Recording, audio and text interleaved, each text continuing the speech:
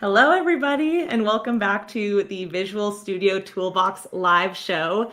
Today is a particularly exciting show because we're going to be talking about everything that's new in the latest preview release, version 17.14, preview 3. I have a bunch of folks with me today. I'm going to be one of your hosts and also talking a little bit about Copilot along with James Fontamagno. Below me, we have Michael Price and Matt Clark. It's a party. We're super excited. We actually have our preview release notes already out and live. They went out yesterday. James, do you want to pull those up and we can talk a little bit about what we're going to be getting into today? Then super excited to be handing it off to get into the meat of things. All right, yeah. Here it is. James, we need to probably get this link in the chat at some point, but you can always check out these notes by looking up Visual Studio 2022 preview release notes. We have a bunch of stuff today to cover. So, there's like James. Preview. So there are all the previews and then there's all features. So obviously we'll be talking mostly about the new things in preview 3, but you can always see all of them together and you can see all these tabs. So what kind of stuff do we got today, Katie? So we have a couple of different topics we're going to cover. We have GitHub Copilot, we have extensibility, and we have C++. So a bunch of awesome stuff. And we're going to be going mostly, like James said, into preview 3, but please ask any questions if you're seeing a new experience on your end that you have some questions for us. We're happy to answer those. I think first off, we're going to be kicking it over to Michael. So Michael, what are you going to be walking us through today? Yeah, I'm going to be talking to you about the C++ dynamic debugging feature that we added for this preview. And I'll have a really cool little demo here to show you in just a second as well. But what this feature does is it lets C++ developers actually debug their optimized builds of their products as if they were not optimized. Because one of the great things about C++ is that it's all about going fast, right? So the compiler and the linker do lots of work to sort of make the code that it generates go as fast as possible. And what this means is that whenever you are trying to debug this code, there may be variables in your source code that those variables don't actually exist in the generated source code anymore. And so trying to figure out what's going wrong with your product if you're debugging a release build can be really difficult. But what this feature does is it lets you build as a release build, but then when you debug, you actually see the de-optimized version with all of the local variables and anything you could normally do in a debugging session, you would now be able to do, which was previously not really possible. Wow, that sounds awesome. I know I love going faster. I'd love to see more about this, Michael. So maybe you can pull up your demo and we can get into it. Yeah, let's switch to my screen and I'll walk you through the demo real quick. So what I have here is I have a game, an implementation of what's called the Game of Life. It's a really simple game that's just, like little microbes floating around the screen, changing and growing and stuff. And so, this is a release build of this product, and I'll show you what this looks like in the world previous to dynamic debugging. So say I want to start debugging this code. I'm going to put a breakpoint here on line 55. Now, it broke. That's great. And I can see some variables here in the locals window, but there are other variables that I would expect to see in here, like neighbors or these counter variables that just do not show up in the locals window here. And, I'll try to maybe make the neighbors thing show up. So I added a watch for this. And when I go to the watch window, it says identifier neighbors is undefined. It's like it doesn't even realize that this code exists, right? Obviously not ideal if we want to see what the value of that neighbor's variable is. Even more so, if I set the breakpoint back up here to the top and rerun again, there's this count neighbors function which sets this value. So maybe I think I can go into this function and see what the result is, right? But if I try to step into it, that was a step in command I just ran, it won't step into it because that function was actually inlined away in the code. So there's no actual function call happening in the release build. So that means I can't jump into that code to see what's going on inside that function. So let me jump over to the new world with C++ dynamic debugging. I'm going to do the same thing. I'm going to set the breakpoint on line 55. You can immediately see now here in the locals window, we see all the local variables we would expect to see, right? This is really important for debugging purposes. And, I can step through these things and it operates like it normally would. If you try to do this in the previous form of the build, what's going to happen is your instruction pointer is going to be jumping all around the screen in places that are unpredictable. And now if I go ahead and loop back around to that call, now I can actually step into this inline function, whereas previously this was something that you couldn't do before. So all of these things are really great, and there's lots of ways to tweak this and make it even better. We did a Visual Studio Toolbox presentation on this a couple of weeks ago. It's got a lot more details about how all of this works and all of the additional things that you can do with this. And I really encourage people to go out and look at that Visual Studio Toolbox recording to get more details on this. Yeah, and it looks like Leslie just dropped the links to that episode in the chat as well. We do have one question for you that just came in, Michael, and that's how is this done under the hood? So does the compiler build both versions, release and debug? So the simple answer for this is that yes. What happens is whenever you set the setting to do this, and I can show that real quick too. To enable this, all you need to do is go into your project, properties, and then in the advanced area, oh boy, my screen resolution made this really big. There is a use C++ dynamic debugging switch here. You just flip that to yes, and now you're ready to go, right? So what this is doing under the scenes is that it's actually building the optimized and the de-optimized binaries. And then at runtime, whenever there is a breakpoint set, it's dynamically swapping in the de-optimized code in place of the optimized code. And that happens at the function level, which is really important because you want your code to be running as optimized as possible. It's only the functions that you're actively debugging that you want to see the contents and details of that you want de-optimized. And so it's really great in that way. I just love that it does all of that toggling between de-optimized and optimized for you. Like I'd imagine prior to this, it was just a hassle remembering that you need to do that, if at all. And the really great thing about this too is that it will, whenever you resume your program and you remove the breakpoint, it goes back to optimized code, right? Previously, if you wanted to kind of do this sort of stuff before, you would actually have to like stop debugging, go in, change how you're doing your build, either switch to a debug build or add some special commands in your source code, rebuild, get the program back to the state where it was that you're reproducing the bug. And that can be a really expensive, costly interloop cycle, right? And so this basically just lets the developers do directly in the project what they would normally do. I just want to debug this code. Yep, that awesome. Looks so great. And I'm curious, like, what's the impact been with the wider community so far with this feature? So we debuted this at the Game Developer Conference a few weeks ago in San Francisco. And we had previewed this with a lot of game development studios who have very unique requirements around running as release whenever they're doing their debugging. And there were really great feedback from those customers about this saving loads and loads of time in their development cycle, which helps them get their product out faster. Yeah, we're really interested in people trying this out, telling us how it works for them. If there are problems, let us know about them. We want to fix these things because we want to make your lives better as developers, right? Absolutely. Yeah, and where's the best place for people to give you that kind of feedback, Michael?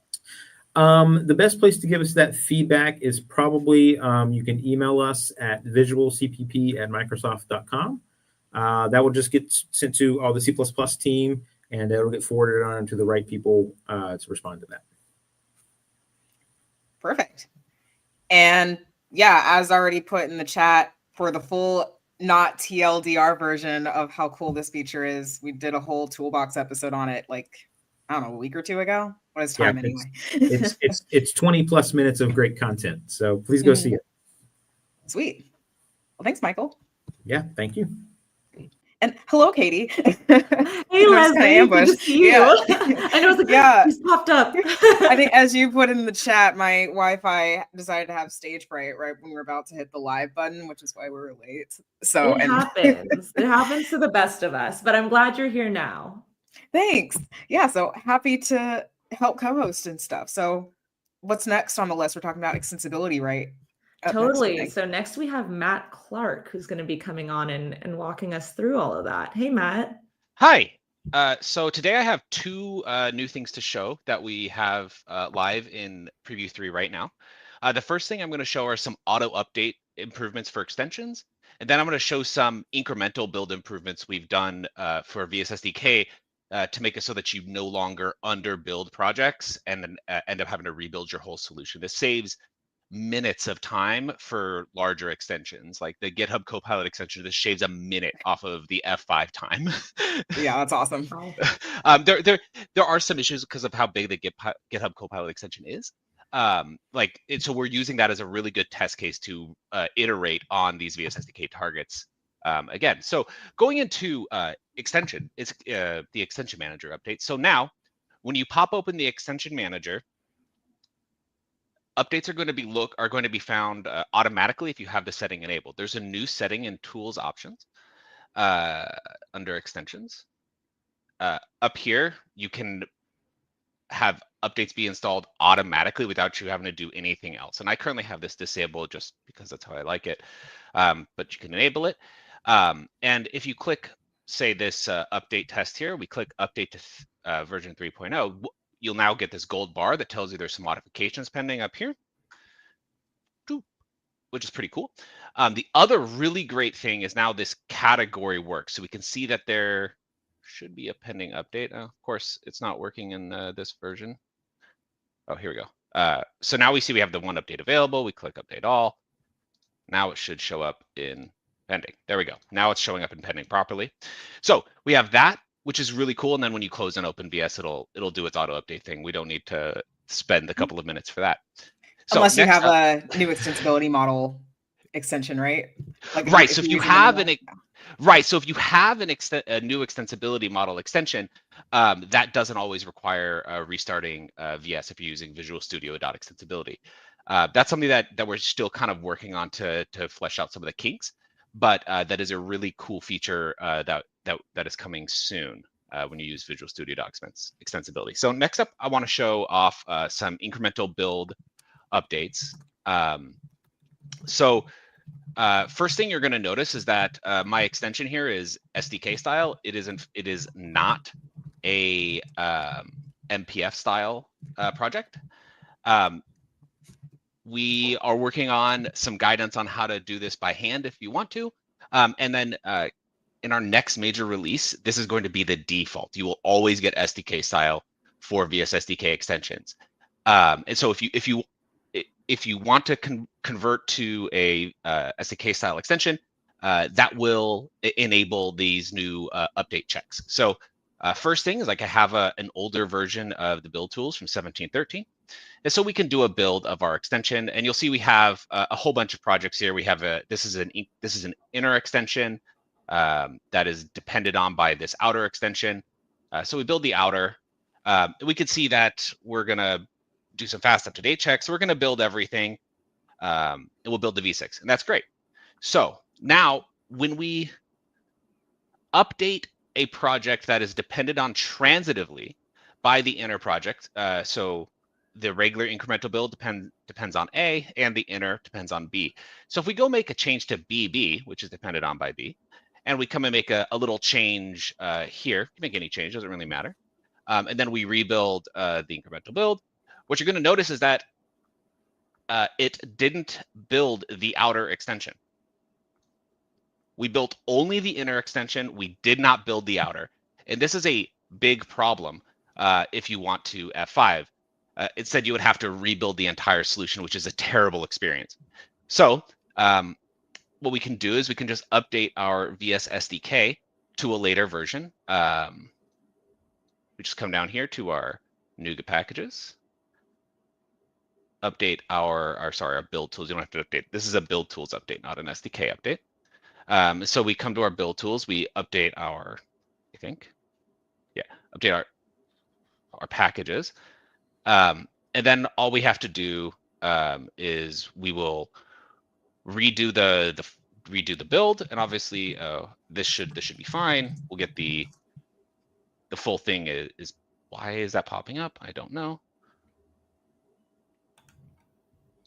So it's going to restore some NuGet packages. It's going to rebuild it, and it seems to be done. Cool, great. So then we can come back here. you can see that it only built the one project that needed to be built, that outer project, right? We didn't build those other 5 projects that were up to date. We only built the outer. And so here, if we go back to, again, update the inner extension and build the outer, you'll see that we are now going to build the outer extension here, the demo incremental build extension. And now we are properly walking the dependency graph, checking for updates in the right way, and building the correct projects. So that's what we have now. That is very exciting. Massive time saver. Yeah, this saves minutes. I've heard, like, you know, when it's enabled, it's saving like hours a day of dev time. Where because otherwise, like if you have a large extension, like some of them we have are like 60, 70 projects, and if you have to build the solution and it takes 2 minutes for a small change, that's terrible. Now it's like 10 seconds for a small change, which is a much tighter loop. It saves hours a day. So that's what and leaves things more right, and it gives you more motivation to probably experiment more with different things in your extension instead of trying to be as deliberate as you possibly can, knowing dang well you're going to be having to take a coffee break potentially. Yeah, every time you build, take a coffee break. Yeah. I love it. And also shout out to the extension manager. It's great to see how that is evolving as well. Oh gosh, that was like one of the last things I worked on that. Yeah, team, it's getting a lot better. The new one. It's looking great. Yeah. Matt, is this something you're looking for feedback on, or anything similar question that we had for Michael? Yeah. So this is a pretty new change, us using fast up-to-date check for VSSDK extensions. We definitely want to see we have seen some issues that might be linked to it around package version restore. So if you're using central package version management and you hit an issue, we really, really want to know. That's something we've experienced internally, but we haven't had enough logs yet to nail down where that issue is. We don't know if it's in the VSSDK build tools or another dependent package. So if anyone sees an issue where you are not deploying an inner project when you F5, or if you see an issue where your package version management gets messed up after the upgrade, please file a ticket immediately with some build logs. I will go through them personally, and I really want to make this a much better experience going forward for developers. And coming in the next major release, we're doing an entire overhaul of these targets. So really excited for that. Great. Also, we do have one extensibility all up related question in the chat about MCP. So are there any plans to add support for MCP like what was done for VS Code recently? My mind is blanking on what MCP stands for. Gosh, it's Model the new Context Protocol. Yeah. So dun, dun, dun, dun. in the AI space, basically. Oh, yeah. I don't think we have any direct plans for that on the extensibility side. I know that the GitHub Copilot team has been working on something like this, where you can write extensions that like plug into the GitHub Copilot experience within VS. I know that is not something that is available publicly yet. It's still pretty early in development, but that is something that we are investigating for Copilot itself. Yeah, I've been seeing a lot of work in general and more of the .NET side, but I assume also the VS side about how to incorporate MCP going forward. So yeah, we haven't gotten it fully done there yet. Right now it can like pull back documents and stuff, but it can't directly like auth and interact with APIs yet. We're still working on that. Sweet. Great. Well, Matt, thank you so much. It's nice to see you again, obviously. Too. Nice to see you. So, yeah. And thanks for sharing. Absolutely. Thanks, Matt. All right. And I think the next talk or update is actually coming from me and James. Yeah. Dun, dun, dun. Hi, James. Before we get into Hi, James. Before we get into the Copilot stuff, I did want to give a shout out to the person who asked about new C++ 23 features. Yeah. So I'm not sure about the super recent stuff. However, I did find the Learn document about where you can go to check to see if there is new updates. So I'm going to post that in the comments just as a heads up. It's just called What's New for Visual C++. in Visual Studio. It looks like there's also like an environmental variable type tag that you can toggle to access the C++ 23 features. So check that out. Totally. I would have asked Michael, but he had to dip before that question popped up. So no, thanks for closing the loop on that. Yeah, James? Well, I do know that in the release notes, I'll pull it up really quick here. When you go to the all, right, there is this standard library hardening. So there actually is like partial implementation of C++ 26 features and some other things that are happening on. So there's some things added into here as well. But yeah, we got to get Scion for maybe the final one. You know what I mean? And see like what's all up with all the C++ goodies. So lots of good stuff coming for sure. Sweet. And speaking of good stuff, that little thing called Copilot. I'm assuming there's some new stuff. Yeah, tiny little thing. that about a couple days ago, you know. Yeah, definitely. We have a bunch of awesome stuff that James and I are going to walk through, talking about agent mode and MCP and all that stuff. You're not going to hear as much about that today, but it is something the team is talking about a lot and working on. So stay tuned for that. But James, what are we going to start talking about today? Yeah, so there's a few new things added, including next edit suggestion preview, which I'm very excited about. It's a huge feature, and adaptive paste. But also, we want to kind of talk through a few other things. So sometimes, Katie and I aren't on like the product team, we're on our developer community team, and you'll see Katie a lot. We're working super close with the Copilot team and myself in both VS and VS Code. But sometimes you don't see like all the features here, Katie. So sometimes like there's what defines a feature. You know what I mean? Sometimes there's some things. So I think we want to like sneak around and show some stuff off. You know what I mean? Exactly. Yeah. Like these are maybe the big rocks, the big moments, but everything in AI and Copilot world is moving so fast. And there's so much awesome work being done on the experience itself, the UI, making sure that it's just working fluidly and amazingly. And James and I really want to show off some of that stuff too. Yeah. It's going so fast. There's features that should be in the preview 3 release notes that haven't even been put in the release notes yet. So check back in a couple days. They should be there. Exactly. We need our Copilot assistant to help us with these preview notes. So let's do it. So here I have a brand new Visual Studio, but I haven't signed in, Katie. That's a bummer. That is a bummer because like, what are we even doing here? I think one of my new favorite features can actually help us with that. So number one, you'll notice here that the chat has popped up and is actually asking you to sign in. But another way that you can get both the sign in and a couple of intro steps is by clicking on that walkthrough that James just did. So this is going to pop up 5 steps that are really going to help you get started super quickly with Copilot and give you a little intro of what we can do here. So first one being sign in, or get Copilot for free rather. So maybe let's walk through that, see how it goes. Yeah. As you can see, I've done it before. I tested it all out. I'm in pretty high resolution mode, so there's a bunch of nice graphics and things that are like down here, but they're usually side by side, but I'm in super crazy mode. But yeah, let's go ahead and sign in. So I already have Copilot free, so I'm going to go ahead and sign in here. Here we go. This is my free user, not my normal account, but this is my free. It's free. It's free. It's free. It's free. Let's continue. And then I'm going to open it up. If you don't have an account, it'll just like boom. Now look, it's green. Boom, I got Copilot is ready to rock.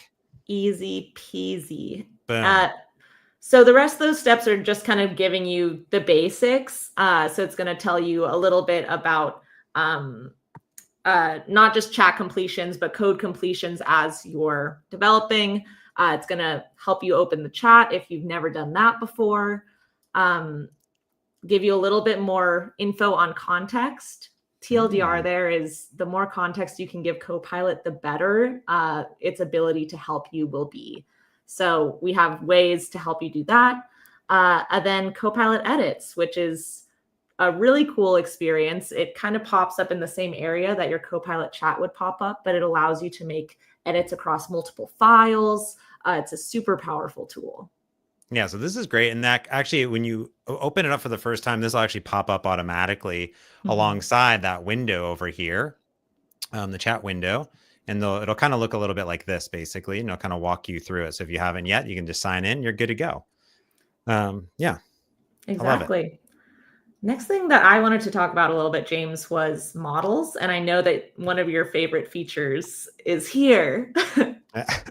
Is models. There's a few things. Like one of my new favorite features is if I click on this and I change this and I open like an edits, well, it's still there. If I go into chat, it's still there. If I open up some code, let's open up some code. Unless I want to like talk to Copilot. I'm a big fan of just talk. It's also there. Yay. We have sticky. It's all happening. Nice. It's the little things.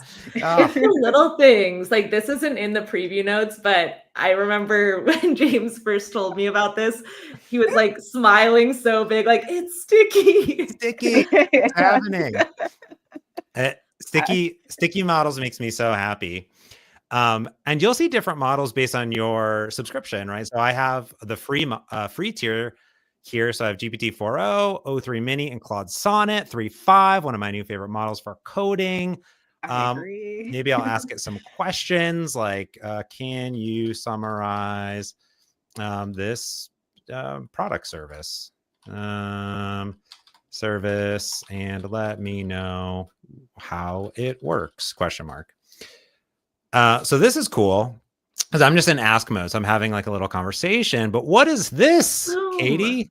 Okay. The cool thing about this is now you can enable models just on the spot from within Visual Studio. Whereas before you'd have to go to GitHub and tell it which models that you want enabled or disabled. Now you can do that without leaving the IDE. So we really want to make sure that we're not disrupting your flow as you're working with these models. We want them to work with you. So yeah, this is one of those little like delighters here. Let's do it. Confirm. Wow. So that's cool because that's going to go talk to my GitHub backend here. And let's see if I refresh. It should. Boom. It enabled it. Whoa. Amazing. Woo, APIs. Sweet. That's so cool. I like John Galloway's post in the chat about Claude's wearing a beret. Just a cute little robot. Claude, he would wear a beret. Well, I could see him doing that. Now I need us to have like an updated maybe .NET mascot or something representing the different models. Just like one's got a cute mustache and beret. And Leslie, we can actualize that. We can make that happen. Let's do it. We don't have nearly enough swag considering we have an actual mascot. We're not taking advantage of it as far as I'm concerned. Let's write the proposal. I'm into it. Yeah. Ship it. So James, go ahead. Yeah. So this is cool because like I'm in ask mode, right? So I'm just kind of like hanging out, right? So imagine if I went, Katie, over to the front end. This is a little shop application. So I have products. So maybe, I'm a new developer. I've never seen this code base. And I could say like, again, I'm in, there's chat mode and then edits mode. So I'm kind of in the safe space where it's kind of giving me this overview, letting me know how things work. I'm gonna do a new chat and remember like all your threads are here too. So that's really cool. I could say, how would I update this loading menu to have, or loading thing to have a progress spinner ? Right? So I think I'm in the safe space. Like I'm not really a Blazor developer or web developer, right? But I'm like, I don't know how this works. I'm just going to ask questions about it. How would I do this? I'm in this safe mode, right? It knows that it's a Blazor app and it's like going to go off and then give me a code suggestion, which looks like this, right? So I could actually see it. I could understand what this code is doing, and then I could preview it in line if I want to, right? And it's going to describe like what it could possibly do as well, right? So that's like really cool, which I love. But because I am now in sticky model mode, I could just say ask right here, and I could say, let's update this to have a progress spinner instead of a loading message, right? And then here this happens in line, right? So this is cool because I'm still kind of in this preview mode, but I'm actually able to see the changes and just apply them and see it come in real time and then apply it. So I can tab to accept it and then boom. And now I have this nice bootstrapped in one, which is really cool. And again, sticky model. So it's all working great. Mm-hmm. Yeah. I love that. Yeah. There's so many different ways to utilize and apply Copilot based on what you prefer. I think that's one of the coolest things about the tool. There's so many ways as you're playing with it and working around, just seeing how you like to use it. Like there's ways that we suggest, but it's totally adaptable. Yeah. And I think too, like some people are visual, right? So if I was to like run this application, let me just like show you what it looks like really quick. It is called Tiny Shop. It's the tiniest of shops humanly possible. It's so tiny. It's so so tiny. tiny that you can't even buy products. No. It's like that. It can't even wear a Oh, beret because it's so I was tiny. about to say quality over quantity, but I think it needs some quantity. It's a shop that has not opened yet. That is for sure. Yeah. But we now have that nice little progress spinner. Ooh, that's kind of cool, right? And now we can see prices. That's rad. Can't buy any of it, but I can't buy it, but it's cool. there. However, like Katie said, a lot of people work differently. Like I get inspiration from like looking at samples, right? And this is the big eShop sample from the .NET team. And I'm like, that's cool. Like, wouldn't it be cool if I could like make this thing look like that? Right? Yeah. So what I could do is hit this little plus button. Well, let me go into a new edits mode, right? So I love Copilot edits. So I'm going to just go and let me upload an image. And I took a screenshot of that. Here it is. I think this works with only GPT-4o. So let's just try that out. And let's say so let's make the products list on this page look more like this image, right? I'm just gonna typo as well. It knows what it knows what's happening. It's fine. And quick asterisk is I think it was like any day now it was going to work with the other models as well. Yeah, and it might, because usually it says preview on it and then it doesn't say preview. So I don't know. It might have. Okay, cool. This is cool. So check this out. So now it's saying like, hey, I'm going to update this Razor page. It's going to add CSS needed, and it's going to do a bunch of stuff for me. So what it's done here is it's modified this code. Now I haven't accepted it, right? So I can review it. I'm kind of like coding along with it, and we can see it put a bunch of CSS in the site CSS. I could say, can we actually do a razor.css for the CSS here instead. So I'm just kind of talking with it. I think when people think about like, how do you vibe with it? Like, I'm just talking about like, what would I do? Right. Like naturally I'm like, oh, I have a CSS thing over here. I'm just going to shove a bunch of code over there. But then in this instance, I'm kind of iterating with it. Like Katie and I are coding, right? And we're just like, okay, like, oh, that's kind of cool. Like, where should we put the CSS? I don't know. Put it here, put it there. And now what it's going to do is it's actually going to create a plan 2, which is going to update that Razor CSS, create a new file, and then also update that Razor code here as well. So we should see all the changes come in. We can see it pop, doing stuff. Cool. I'm just going to accept all. I have no idea. I didn't review any of the code. We're vibing. No. We're vibing. The vibes were I was doing some vibe until like 1 a.m. last night with Fowler, but let me Control Shift R. Boom. Oh my goodness. Look at that. Wow. Just straight vibes. Anyway, so visually, right, that context menu that's changed a little bit over time. I think it used to be like a little paperclip, Katie, right? Yeah. So the way it looks has evolved a little bit. Right now it's that green plus sign. But yeah, this is a super cool tool. You can use it the way that James just showed off. Something else I've seen, we actually have a video on this channel about it, is giving it like a sitemap or a diagram to help make even broader changes as well. So I'll grab that link so that you all can watch, but Jesse did a super awesome demo around that. Nice. What else? What other things should I show off, Katie? What else is new in Preview 3? So this isn't Preview 3 specific, but it is Preview specific.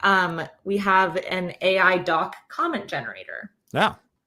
So if I have some code, I don't know, like endpoints here, you think I just like add a comment?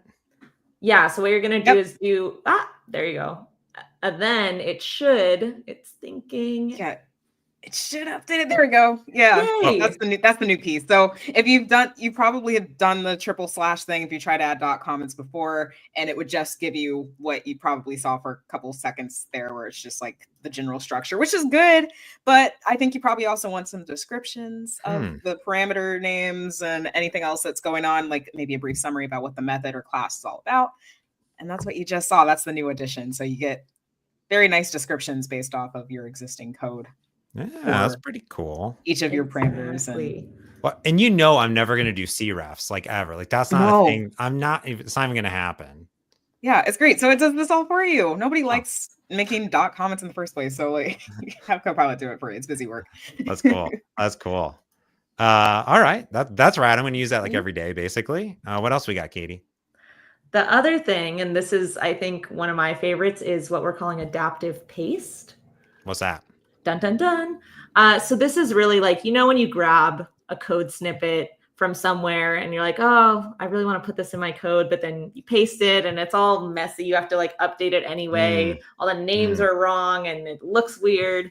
This just has Copilot take that code that you're pasting in and make it work with your code. Okay, cool. So like I could, for example, maybe like copy this like create product here.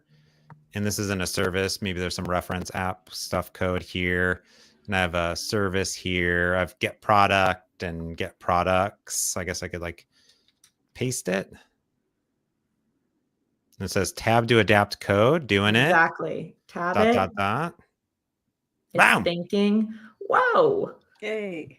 Oh, cool. So what it did here is it took what it had, but it looked at the code above and noticed that I really like to pass in these JSON serializable options. So it needs that to be passed in. It's passing these options in. And it's actually doing that for me. So like it's looking at my code and understanding my best practices during that and helping me rewrite it. So that's pretty cool. Exactly. This is one of those like little things. I think some of the features, like the one we just showed where you're giving Copilot images, like they got all the praise, like those are super cool. But something like this is really going to save you a lot of time, right? It's just helps with your workflow. Yeah, it's super I totally rad. agree. Cool. And I believe my favorite feature of all time maybe is on the list. Katie, is that correct? I think that's our last one. Do you want to intro this, James? Whoa. Yeah, so next edit suggestions, or NES, the Nintendo Entertainment System, in action inside of your IDE. No, I'm just kidding. So when you start to like use Copilot, you often think about like how there's ghost text that's coming up. That's what we call the gray text, ghost text. But for example, if I was to do like, int ID, nothing else happens. But wouldn't it be great if Copilot could suggest what your next edit may be? So this is a feature. It's in preview. You got to turn it on. So I'm going to go into options, and I have the new options thing here. So I can type in next edit. And there it is. Next edit suggestion preview. Boop. I turn it on. Okay. I'm going to do that same thing. int ID. And now notice that I can tab. You actually saw this earlier, I think with Matt or Michael. It is recommending the next place that I insert code is to append that ID on into my API. So I can tab, it'll take me to that code, and then I can tab again and I can complete it, which is pretty cool. And then it's also looking to like figure out if I need to do other things as well, which is cool. It's great. You can just tab your way. Tab your way through. Yeah. Yeah. And that's one of the big things, like you were saying, James, with the gray ghost text. I mean, before, we had auto completion that can happen right where your cursor is, but this kind of goes beyond that, and it'll look across your entire file and see like where updates need to be made. Yeah. And it's really cool where like I have this product, but maybe I want like a location for that product. This was that XYZ in there. And XYZ is cool, but it'd be pretty cool if that was 3-dimensional, like, the world, it's 3-dimensional. So if I did like 3D here, what it's going to now say is like, hey, we think the next thing that you need to do is like, well, first change all your comments and then keep going. And it's going to then change the class name. And then what it's going to do is, let's see if it does it. Okay, so it stopped there at least. I'll do int z. Let's see if the next edit comes up. It'll tab down, and then it's going to append it to the string, right? So it's going to try to figure out all the places that we need to go, and we can see, okay, well, it hasn't actually added that public z, so then I can let the ghost text fill it in, right? So based on your code, it's going to attempt to do its best. It's a preview, so use it, give feedback on it.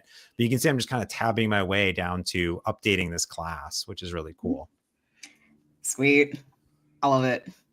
I have one miscellaneous Copilot edition for Preview 3 that my team just did, which is cool. As a bonus.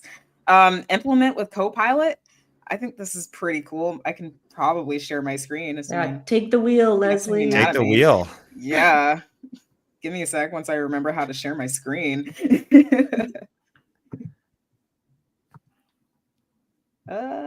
Boy, here we go. Almost. This is in Preview 3, cool. Leslie? Yeah, this is in Preview 3. Whoa. Yeah, so this is a feature called Implement with Methods. So this exists in C# code or CS files. So chances are, if you are in a CS file, you've probably used the refactoring that lets you generate a method. So if you're calling a method that doesn't exist yet, then you can call this and have Copilot, or not even Copilot, just have VS generate the skeleton of that method for you, so you don't get the red squigglies at the very least. But at the end of the day, that is slightly productive, but you obviously don't have the meat inside the bones here. So wouldn't it be great if you could ask Copilot to implement this method from there? So if you've got a method like this where you might have just called that generate method refactoring, or you've got some skeleton code that includes a throw new not implemented exception yet, you can go into that throw statement and select the light bulb and choose implement with Copilot. And it might take a minute depending on what's going on, but check it out. Whoa, that's amazing. Wow. Whoa. Cool. Pretty sweet. Wow. So save yourself the trouble, let Copilot do the rest for you. So it's just like a natural progression from taking that general method refactoring, which a lot of people use, and actually getting some meaty stuff out of it. That's super cool. Like, I do get a lot of people, they are always asking me like, oh, like VS Code and VS, they ship on different cadence, different features. I mean, I think what's cool is that just like you saw, like Copilot sort of infused throughout. Like when I'm debugging, I do this all the time. I get an exception. I'm just like, figure out what's wrong, right? It takes the whole stack trace, it does the whole thing. It's like amazing, right? Or little watch windows, the visualizer, like that infusion throughout makes it really easy. So it's not just about generating code. It's about helping you like get stuff done, whether that's like implementing a feature, debugging, profiling, and so much more. So really that infusion across the IDE is super rad. Thanks. I'm going to use that like all the time in like a bunch of demos, and in real life too. Cool. By the way, so, yeah, so cool. No, that was so cool. It shouldn't be under the radar, Leslie. Why isn't it in the notes? it should be there eventually. Perfect. I think it's still updating. But I definitely added it because I was like, yeah, that's too cool to not talk about. So definitely. Awesome. Well, that's it for me, Katie, unless you had any other thing that you need me to show that's up. That's all I have on my little list over here. So I think we've gone through them. The preview features have been seen. That's a lot. Yeah. That's cool. Yeah, that's just preview 3. We're not even at like GA yet. So I'm excited to see where we're at a couple weeks from now in preview 14 GA. Yeah, and install side by side. That's what I do. So you can get all the goodies. Or actually, I just YOLO and just only have preview on my machine. That's how I live. Same. Yeah, I haven't used like the GA build in like quite some time. So I always have to like triple check whenever I'm doing a talk or something. I'm like, wait, is this feature actually out yet? I don't yeah. Living life on the what edge. version did it come out? Yeah, I don't know. We're moving a mile a minute here, so yeah. Especially with Copilot, it's just like, oh, my build is 2 days behind, which means I don't have like 5 new features that I wanted to dog food, so that's cool.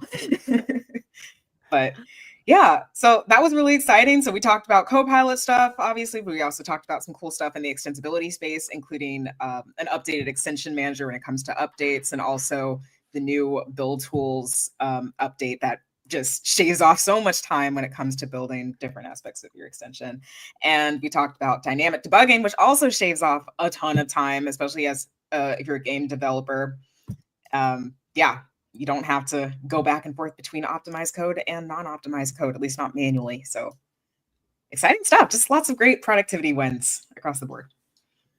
Totally. Awesome. And sweet. I know we had a couple questions in chat, mostly related to Copilot. Shout out to Mads and I think a couple other people for answering a lot of them. I'm just going through real quick to see if any of them did not get talked about.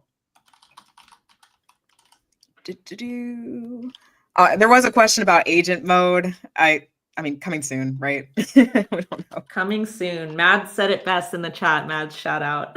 Agent Mood is coming soon. The team is working on it. You're going to hear about it real soon. Yeah.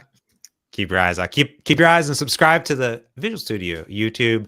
Like, subscribe, jam that notification bell so you get all the sweet notifications.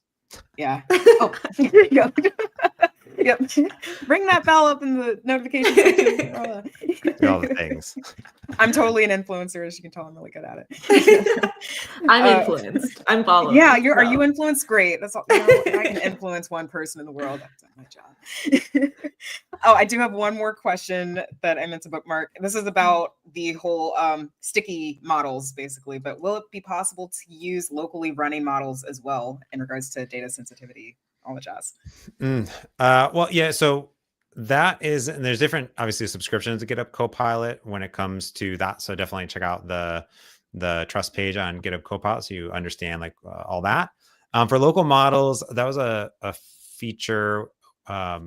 It's in VS Code today. It's not in this release of Visual Studio, but like we like to say, there's always new features dropping all the time. So be on the lookout. So if it's probably something that you see in other GitHub Copilot environments, it's probably coming at some point to Visual Studio as well. So yeah, no official like announcement or things like that, unless Mad says it. And then there's that. But the team is constantly working on stuff all the time. So I don't want to speak for them. So cool.